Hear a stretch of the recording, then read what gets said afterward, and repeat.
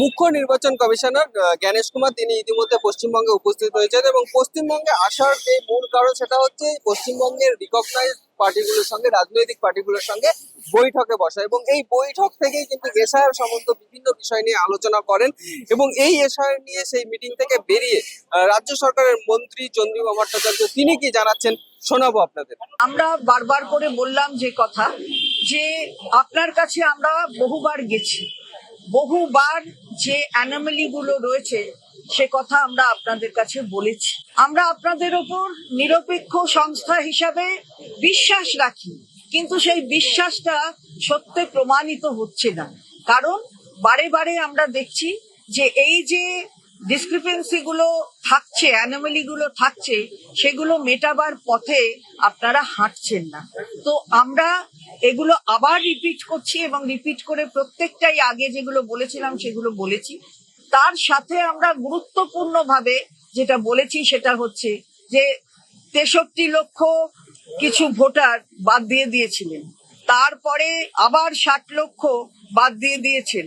তো আগে আনম্যাপড ভোটারের সংখ্যা ছিল 32 লাখ, তো কোথা থেকে আবার 60 লাখ চলে এলো? এই যে ডিসক্রিপেন্সি গুলো হচ্ছে, এর কোনো এই অ্যানোমালি গুলোর আমরা কোনো উত্তর পাচ্ছি না। এবং এই জিনিসগুলো যদি আপনারা ব্যাখ্যা না করে বলেন তাহলে মানুষ বুঝবে কি করে?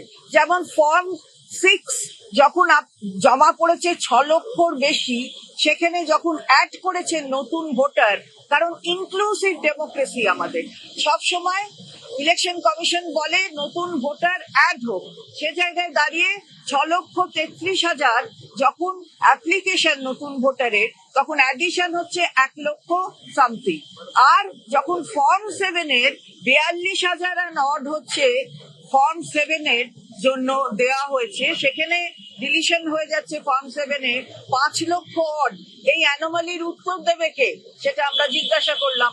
আমরা বললাম 24 সালে ইলেকটোরাল রোল বার করেছেন, সেখানে মেল ফিমেল রেশিও এক রকমের, আর এখন যেটা বার করছেন তাতে মেল ফিমেল রেশিও আর এক রকমের। আগে ফিমেল বেশি ছিল আর এখন ফিমেল কমে গেছে, মহিলাদের টার্গেট করছেন। এই কথাগুলো আমরা বললাম যে আপনারা দেখুন, আমরা আপনাদের উপর বিশ্বাস রাখবো।